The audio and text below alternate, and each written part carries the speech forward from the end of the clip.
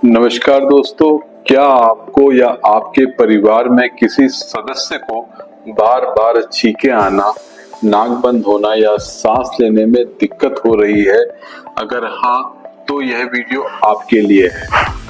आज के इस वीडियो में मैं आपको श्वसन एलर्जी या रेस्पिरेटरी एलर्जी के बारे में बताऊंगा। कैसे आप इसको पहचान सकते हैं और इससे कैसे छुटकारा पा सकते हैं। अगर आप इस समस्या से जूझ रहे हैं तो वीडियो को अंत तक जरूर देखिए, क्योंकि मैं सही मार्गदर्शन दूंगा जिससे आपकी इस समस्या का समाधान हो सकता है। यह कहानी 10 साल के बच्चे रोहन की है, जो अक्सर अपनी बंद नाक होने, आंख में खुजली और सांस लेने में कठिनाई की शिकायत करता रहता था। रोहन के माता पिता उसे मेरे पास लेकर आए क्योंकि उसकी यह समस्या बढ़ती जा रही थी और उसकी पढ़ाई और खेल पर असर पड़ने लगा था। वह रात में सो नहीं पा रहा था और दिन भर थका थका सा रहता था। रोहन की जो है समस्या थी वह सिर्फ शारीरिक तकलीफों तक सीमित नहीं थी। वह स्कूल में ध्यान नहीं दे पा रहा था, उसकी पढ़ाई में गिरावट आ रही थी और उसके दोस्तों के साथ खेलने में मन भी नहीं लगता था। उसकी यह स्थिति देखकर उसके माता पिता भी काफी चिंतित थे। जब रोहन मेरे पास आया तो मैंने उसकी पूरी जांच की। हमने कुछ महत्वपूर्ण टेस्ट किए, जिसमें नंबर 1 था स्किन प्रिक एलर्जिक टेस्ट।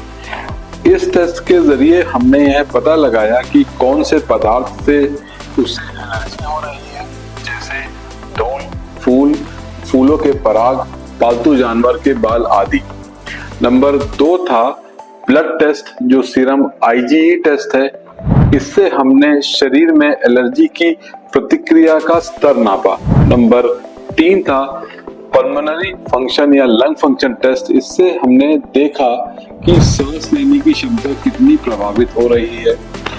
इन सब टेस्ट के बाद यह स्पष्ट हो गया कि रोहन को रेस्पिरेटरी एलर्जी की समस्या है, जिसमें उसकी नाक, आंख और फेफड़े प्रभावित हो रहे हैं। मैंने रोहन के माता पिता को बताया कि श्वसन एलर्जी या रेस्पिरेटरी एलर्जी काफी आम समस्या है, लेकिन इसका इलाज संभव है। मैंने उन्हें यह भी समझाया कि एलर्जी को पहचानना और एलर्जन से बचना कितना महत्वपूर्ण है। हमने रोहन के कुछ टेस्ट के बारे में उसके माता पिता को विस्तार से समझाया और यह भी बताया कि यह समस्या उसकी दिनचर्या और स्वास्थ्य दोनों को प्रभावित कर रही है।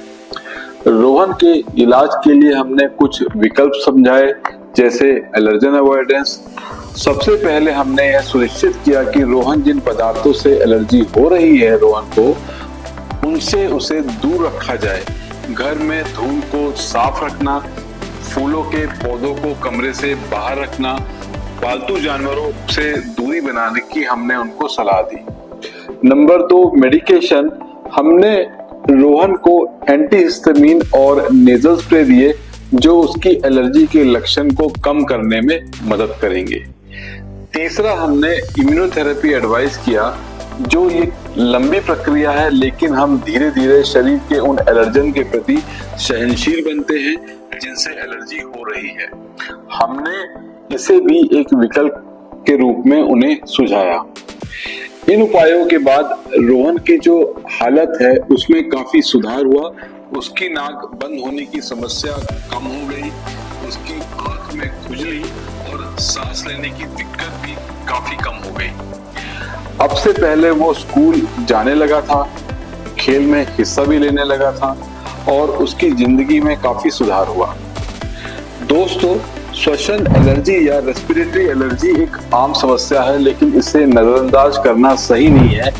अगर आपके परिवार में किसी को भी बार बार छींके आना, नाक बंद होना या सांस लेने में दिक्कत हो रही है, तो इसे गंभीरता से लें। सही समय पर पहचान और इलाज आपके और आपके बच्चे की समस्या से छुटकारा दिला सकता है। याद रखें, स्वस्थ जीवन के लिए सही जानकारी और समय पर इलाज सबसे महत्वपूर्ण है। रोहन की तरह आप भी इस समस्या से निजात पा सकते हैं और अपनी जिंदगी को बेहतर बना सकते हैं। तो दोस्तों, यह था श्वसन एलर्जी या रेस्पिरेटरी एलर्जी और उसके इलाज के बारे में जानकारी। अगर आपको यह वीडियो पसंद आया हो तो इसे लाइक करें, शेयर करें और हमारे चैनल को सब्सक्राइब करें ताकि आप और भी स्वास्थ्य संबंधी जानकारी प्राप्त कर सकें। धन्यवाद।